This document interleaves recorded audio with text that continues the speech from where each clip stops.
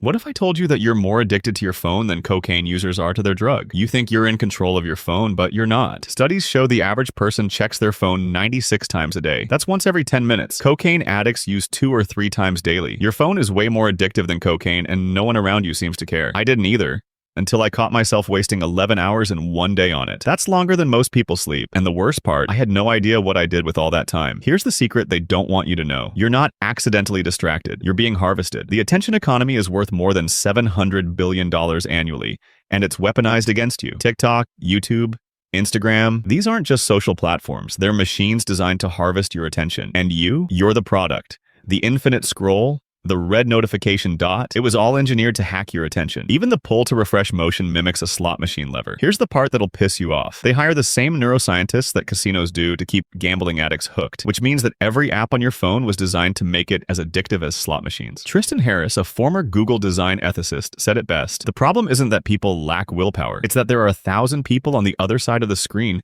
whose job it is to break whatever responsibility you have. I thought I could outsmart this system. I tried everything. Deleted Instagram, blocked YouTube, and uninstalled TikTok. I'd last days, sometimes even weeks, feeling superior to everyone else until I relapsed even harder. One innocent scroll turned into 6 hours of nothingness. I started hating myself for that. But then I finally realized the brutal truth. The apps aren't the addiction. They're the dealer. The real addiction is the need to be entertained, the fear of boredom, the discomfort of being alone with your thoughts. That's what you're really running from. Here's what actually happens in your brain. Every time you see something interesting, a funny meme, a jaw-dropping clip, a hot take you agree with, it gives your brain a hit of dopamine, the same chemical that fires during sex, eating food, or using cocaine. But here's where it gets even worse. These apps use variable ratio reinforcement, meaning you don't know when the next dopamine hit is coming. This is the exact same trick used in slot machines. It's how they keep you hooked. And over time, your brain develops tolerance. What used to entertain you for hours now feels boring in minutes. So you scroll faster, you consume more,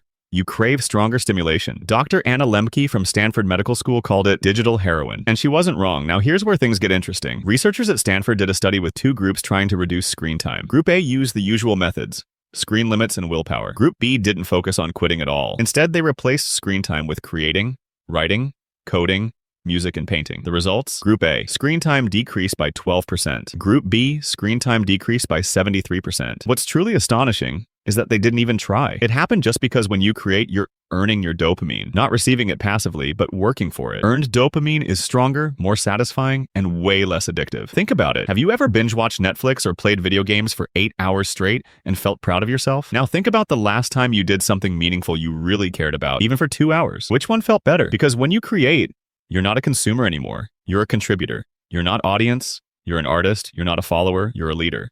Now, here's the uncomfortable truth. Most people would rather consume than create. They'll watch multiple YouTube videos about side hustles, but never actually try anything. They'll read 5 books on habits, but never change anything about their routines. They'll spend hours learning a second language, but never make a single conversation in their first language. Why? Because creation is hard, and consuming is easy. But you'll never break free from the matrix by staying passive. Your life doesn't change by watching others live theirs. It changes the moment you take the damn wheel. So here's the challenge that'll make you unstoppable. For next 90 days, forget trying to use your phone less. That mindset is weak. Instead, be someone who creates more than they consume. Every time you get the urge to scroll, create something instead. Doesn't matter what. Write 1 paragraph, sketch 1 idea, record a thought, build something small, track your create versus consume ratio daily. Here's what happens. 30 days in, you'll naturally start consuming less without forcing it. 60 days in, you'll prefer creating rather than consuming. 90 days in, you won't even recognize the old you. But here's the catch. This only works if you treat it as a full identity shift. You are not merely trying to limit your phone usage. You are a creator who actively prioritizes producing meaningful content